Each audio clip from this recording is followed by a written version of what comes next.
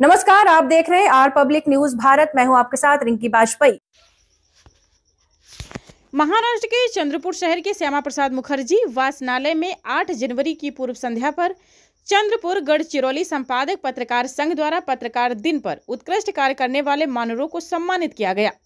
इस कार्यक्रम का आयोजन DS ख्वाजा, कुमार जुनमलवार, रकीब शेख, मोरेश्वर उद्धोजवार द्वारा आयोजित किया गया है। संपादक पत्रकार संघ के इस कार्यक्रम की अध्यक्षता महाराष्ट्र ग्रामीण पत्रकार संघ के जिला अध्यक्ष राजेश सोलापन्ने की तथा उद्घाटक के रूप में आशीष मासिरकर उपस्थित रहे। उसी प्रकार अतिथि के रूप में अधिवक्ता नवाज शेख, सेवानिवृत्त पुलिस अधिकारी विनोद कुमार तिवारी, राजू कुकड़े, अनिल देठे, चंद्रपुर श्रमिक पत्रकार संघ के अध्यक्ष प्रशांत विघ्नेश्वर उपस्थित रहे। कार्यक्रम की शुरुआत आचार्य बालशास्त्री जांभेकर की प्रतिमा पर पुष्पमाला अर्पित व दीप प्रज्वलित कर हुई। कार्यक्रम का प्रस्तावित रकीब शेख ने किया। इस कार्यक्रम में विनोद कुमार तिवारी, सुरेंद्र तिवारी, वैष्णवी चिनाला, नंदा बिहाड़े सहित उपस्थित अनेक गणमान्य व्यक्तियों द्वारा विभिन्न क्षेत्रों में निष्ठा और ईमानदारी के साथ काम करने वाले महानुभावों को सम्मानित किया गया। राजश्री सिंधे, सुनील गेदान, अमन कुरैशी को गुलदस्ते, शॉल व सम्मान चिन्ह देकर सम्मानित किया गया। इस कार्यक्रम में चंद्रपुर और गढ़चिरौली जिले के जाने Mane print media, electronic media और पोर्टल मीडिया के तमाम पत्रकार बड़ी संख्या में उपस्थित रहे। कार्यक्रम का संचालन नौशाद शेख ने किया तथा आभार प्रदर्शन अनिल देठे ने किया। कार्यक्रम का समापन राष्ट्रगान के साथ बाबासाहेब आंबेडकर आणि ज्यांच्या स्मृतिदिनी आज आपण इथे सगळे पत्रकार बंधू जमलेलो आहोत असे बाळशास्त्री जांभेकर जे मराठी पत्रकारितेचे जनक असं आपण त्यांना संबोधतो, त्यांच्या स्मृतींना अभिवादन करतो। आजच्या या कार्यक्रमाप्रसंगी उपस्थित सन्माननीय मंच आणि उपस्थित सगळे पत्रकार बंधू आणि भगिनींनो, पत्रकारितेचा हा जो लढा आहे बाळशास्त्री जांभेकर यांच्या माध्यमातून सुरू झाला। अभिव्यक्ती स्वातंत्र्य हा आताचा आलेला सोशल मीडियामधून आपल्याला अधिकार आहे, पण त्या काळात जेव्हा भारत पारतंत्र्यात होता तेव्हा इंग्रजाविरुद्ध लिहिण्याचं धाडस कोणी करत नव्हतं। अशातच बाळशास्त्री जांभेकर यांनी आपल्या तडफदार लेखणीतून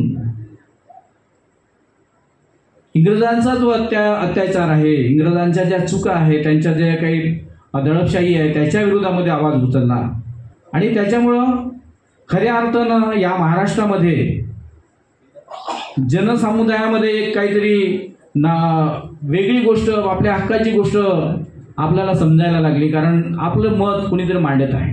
कारण तेव्हा काही स्वातंत्र्य नव्हतं आपल्याला की बाबा आपलं मत मांडायचं, आपल्याला हक्क अधिकारासाठी लढायचं। संघर्ष तो 1857चा सुरू झाला होता, 1857 नंतर सुरू झाला, पण 1857च्या अगोदर बाळशास्त्री जांभेकरांनी आपला पहिला लढा सुरू केला, तो पत्रकारितेच्या माध्यमातून। आज आपण बघतो आहोत की या महाराष्ट्रात आणि देशामध्ये पत्रकारिता जणू आहे की नाही हा एक गंभीर प्रश्न आपल्या समोर आहे। मी स्वतः एक पत्रकार आहे, अनेक वर्ष, जवळपास मला 21 वर्ष या पत्रकार क्षेत्रामध्ये होत आहे। गोलमाल की दुनियापासून तर आता भूमिपुत्राची हाकपर्यंत जनतेचे जिवंत आणि ज्वलंत प्रश्न सोडवण्यासाठी आणि लोकांच्या न्याय हक्काच्या लढाईसाठी मी माझी लेखणी झिजवली। आज पण चंद्रपूर जिल्ह्यातले कुठलेही मोठे नेते असो, कुठलंही मोठं वादळ असो, त्यांच्या विरोधामध्ये लिहिण्याची ताकद मी नेहमी ठेवलेली आहे। जिथं जिथं अन्याय होईल तिथे तिथं माझी लेखणी काम करेल, अशा प्रकारचा एक आवाज लेखणीच्या माध्यमातून मी आजही आबाधित ठेवलेला आहे। कारण मला जाणीव आहे, जे मला जबाबदारी आहे ते म्हणताना संत तुकाराम महाराजांनी म्हटलेलं होतं, बुडती हे जण देखवे ना डोळा म्हणूनही कळवळा येत असे। माझ्यासमोर जर कोणावर अन्याय अत्याचार होत असेल आणि कुणी जर दुःखी पीडित असेल, त्याला न्याय मिळत नसेल, अशा वेळी माझी जबाबदारी एक भारताचा नागरिक म्हणून आणि माझं एक कर्तव्य म्हणून, कारण आज आपण बघतो आहोत, आम्ही आता CDC बँकेच्या समोर एक आंदोलन उभारलेलं आहे, आरक्षण बचाव संघर्ष समितीच्या माध्यमातून। आज आपण बघतो की महाराष्ट्रामध्ये देशामध्ये एवढ्या सगळ्या आरक्षणाच्या संदर्भामध्ये एवढे मोर्चे आंदोलनं झाली. त्या आंदोलनामध्ये आपल्या चंद्रपूर जिल्ह्यामध्ये अनेक मोर्चे निघाले. पण ज्या हक्काच्या बँकेमध्ये जिथे 360 पदाची भरती आहे त्या 360 पदाच्या भरतीमध्ये आरक्षण संपवलं. पण त्याच्या विरोधामध्ये कुणी लिहिण्याची ताकद केली नाही. सुरुवातीला आम्ही केली. हे चुकतंय. हे सीडीसीसी बँकचे अध्यक्ष आणि संचालक हे तुम्हाला फसवतंय.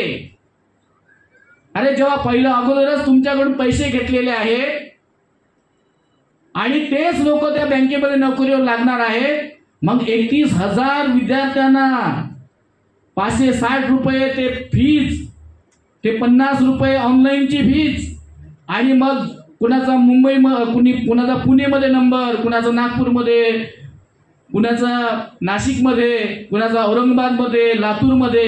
हे काय चाललंय काय? या विरोधामध्ये बोलायला कोणी तयार नाही. पण आम्ही आवाज उचलला कारण आम्हाला समाजाचं काही देणं लागतं. आम्हाला समाजामध्ये काही परिवर्तन घडवायचं आहे. अरे जे मुलं वर्ष स्पर्धा परीक्षेसाठी आपल्या पायघड्या घालतात, दिवस रात्र मेहनत करतात, तो ध्यास असतो की मी ह्या स्पर्धेमध्ये पास झालो पाहिजे, ह्या परीक्षेमध्ये पास झालो पाहिजे. त्या मुलांचं काय? आरक्षण संपून टाकलं. ह्या सगळ्या गोष्टी आपल्या वृत्तपत्राच्या माध्यमातून, आपल्या पोर्टलच्या माध्यमातून समोर आल्या पाहिजे. आपण अनेक बातम्या बनवतो. आज मी तर बघतो, दररोज बातम्या बघतो, रकाने भरलेले असतात, काही कामाचे नाही.